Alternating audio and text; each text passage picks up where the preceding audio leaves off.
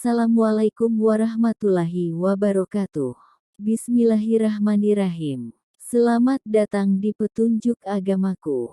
Semoga petunjuk agamaku membawa berkah rejeki amal yang melimpah, doanya dikabulkan Allah Subhanahu wa Ta'ala, khususnya bagi kami dan umum bagi tamu kami yang berkunjung di channel kami. Penyerahan catatan amalan manusia tertulis dalam buku catatan malaikat, dan buku ini senantiasa melekat di leher masing-masing manusia.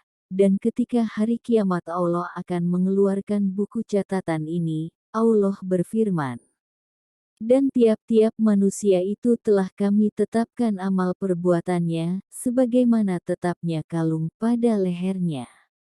Dan kami keluarkan baginya pada hari kiamat sebuah kitab yang dijumpainya terbuka.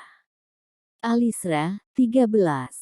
وَكُلَّ إِنسَانٍ أَلْزَمْنَاهُ طَائِرَهُ فِي عُنُقِهِ وَنُخْرِجُ لَهُ يَوْمَ الْقِيَامَةِ كِتَابًا يَلْقَاهُ مَنشُورًا. Kemudian, akhirnya kita tahu bahwa siap dari kita nanti akan membuka catatan amalnya masing-masing, dan yang termaktub dalam setiap buku kita nanti ada dua kemungkinan, kalau tidak amalan baik pasti adalah amalan buruk. Kemudian rincian dari masing-masing amalan baik dan buruk itu adalah sebagai berikut. 1. Hal-hal yang dicatat dari amalan baik manusia, ulama membaginya menjadi 3 bagian. A. Amalan baik yang sudah dikerjakan, seperti sholat yang sudah dilakukan, haji, puasa, sedekah dan semisalnya. Hal-hal baik ini tercatat dalam buku catatan amal di sisi malaikat. B. Hal baik yang baru sekedar diniatkan dan belum dilakukan, ini tetap tertulis bagi pelakunya, namun yang tertulis hanyalah ganjaran niat baiknya saja, tidak tertulis dengan ganjaran amal. Dasarnya sebagaimana disebutkan dalam hadis sahih yang mengkisahkan seorang lelaki yang diberi kelonggaran rezeki kemudian menginfakannya untuk amal-amal kebaikan. Kemudian ada lelaki lain yang fakir menyaksikan hal itu dan mengatakan, andai saja aku memiliki harta sebagaimana fulan memilikinya, niscaya aku juga akan melakukan amalan seperti dia. Kemudian Nabi Shallallahu Alaihi Wasallam bersabda mengomentari sahabat yang fakir ini. Dia dengan niat yang menyertainya, ganjaran keduanya sama dari sisi niat. Hadis riwayat Tirmidzi nomor 2325, disahihkan oleh Al-Albani dalam Sahih Al-Jami' nomor 3024 ed. Hadis tersebut memberikan faidah bagi kita bahwa si fakir ditetapkan untuknya mendapat ganjaran niat baik saja. Kemudian silahkan terapkan kaidah ini dalam amal baik yang lain. C. Amalan baik yang sudah ditekadkan akan dikerjakan, ini masih terbagi dua. Seseorang yang telah bertekad kuat akan melakukan amalan baik, dia punya kemampuan untuk melaksanakannya, namun terhalangi sesuatu hal sehingga tidak terrealisasi amalan tersebut. Yang demikian tertulis baginya pahala sempurna seperti seakan ia telah mengerjakannya. Ini berdasarkan firman Allah Ta'ala. Barang siapa keluar dari rumahnya dengan maksud berhijrah kepada Allah dan Rasul-Nya, kemudian kematian menimpanya sebelum sampai ke tempat yang dituju, maka sungguh telah tetap pahalanya di sisi Allah. Qs An-Nisa 100.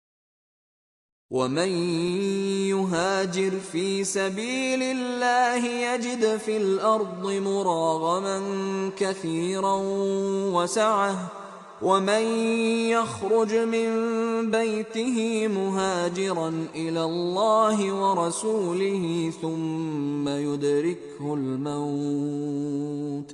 ثُمَّ يُدْرِكْهُ الْمَوْتُ فَقَدْ وَقَعَ أَجْرُهُ عَلَى اللَّهِ وَكَانَ اللَّهُ غَفُورًا رَّحِيمًا. Sisi pendalilannya, bahwa yang terbunuh tetap Rasul hukumi masuk neraka, padahal ia yang terbunuh dan tidak membunuh lawannya.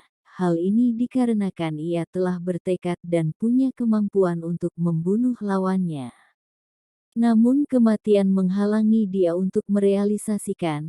Walau demikian Allah menetapkan pahala hijrah untuk dirinya. Yang demikian berlaku pula untuk amalan-amalan solih lainnya. Seseorang yang telah bertekad kuat akan melakukan amalan baik, dia punya kemampuan untuk melaksanakannya.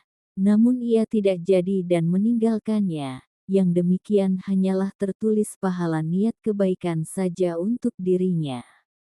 Contoh seperti orang yang sudah bertekad kuat akan bersedekah di suatu hari, ia sudah kumpulkan uang. Dan ia mampu menyedekahkannya. Namun ia membatalkan sedekah tersebut, bukan karena ada halangan tertentu, namun karena ia meninggalkannya saja tanpa sebab, yang demikian masih tertulis baginya pahala niat. 2. Hal-hal yang dicatat dari amalan buruk manusia, ulama juga membaginya menjadi 3 bagian. A. Amalan buruk yang sudah dikerjakan, seperti meninggalkan sholat, tidak puasa, berkata kotor dan sebagiannya. Hal-hal buruk ini tercatat dalam buku catatan amal di sisi malaikat. B. Amalan buruk yang diniatkan dan diharapkan akan dilakukan, yang demikian juga tertulis baginya sebagai dosa karena niat buruknya. Dalilnya adalah bahwa Nabi Shallallahu Alaihi Wasallam mengabarkan tentang seorang lelaki yang Allah beri materi berkecukupan.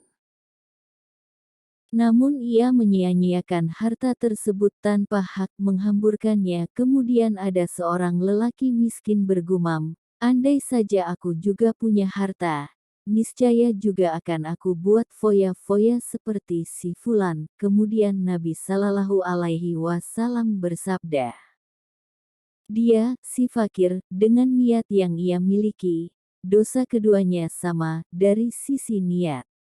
Hadis riwayat Tirmidzi nomor 2325, disohihkan oleh Al-Albani dalam Sohih Al-Jami nomor 3024. Amalan buruk yang sudah ditekadkan akan dikerjakan, dia punya kemampuan untuk melaksanakannya, namun terhalangi sesuatu hal sehingga tidak terrealisasi amalan tersebut. Yang demikian tertulis baginya dosa sempurna seperti seakan ia telah mengerjakannya. Dalil dari pernyataan ini adalah sabda Nabi Shallallahu Alaihi Wasallam. Jika 2 orang muslim berperang dengan pedang mereka, yang membunuh dan yang terbunuh masuk neraka, para sahabat bertanya, wahai Rasulullah, yang membunuh tentu saja, tetapi bagaimana dengan yang terbunuh? Beliau Shallallahu Alaihi Wasallam menjawab, yang terbunuh juga ingin membunuh lawannya. Hadis riwayat Al-Bukhari, nomor 31 dan Muslim, nomor 2888. Sisi pendalilannya, bahwa yang terbunuh tetap Rasul hukumi masuk neraka, padahal ia yang terbunuh dan tidak membunuh lawannya. Hal ini dikarenakan ia telah bertekad dan punya kemampuan untuk membunuh lawannya. Namun ketangkasan lawan menghalangi dia untuk mampu membunuhnya. Justru ia yang kalah terbunuh. Walau demikian, ia tetap terhukumi mendapat dosa pembunuhan dan ancaman vonis masuk neraka. Hal yang demikian bisa kita ambil contoh dalam masalah lain, misalnya seorang yang sudah bertekad minum khamr, sudah menyiapkan uang untuk membeli, sudah menuju bar tempat membeli khamr, tapi ternyata tutup. Walaupun ia belum membeli khamr dan meminumnya, tapi tertulis atasnya dosa orang yang telah meminum khamr. Demikian sedikit penjelasan tentang amalan apa saja yang akan dicatat malaikat pada catatan amal kita. Dengan mengetahui hal tersebut, kita akan lebih berhati-hati dalam beramal, berniat dan bertekad. Jika itu semua dalam kebaikan maka akan berbuah pahala dengan kualitas dan tingkatan seperti yang kami paparkan. Adapun jika ia berupa keburukan, pun itu semua juga akan tercatat rapi tanpa ada yang terlalaikan. Mari berupaya senantiasa beramal solih, berbuat baik dan meninggalkan perkara terlarang. Semoga Allah memberi taufik. Terima kasih telah menonton video ini dan tunggu video kami selanjutnya. Jangan lupa subscribe, like, bell dan share. Mohon doanya untuk kami berdua. Terima kasih.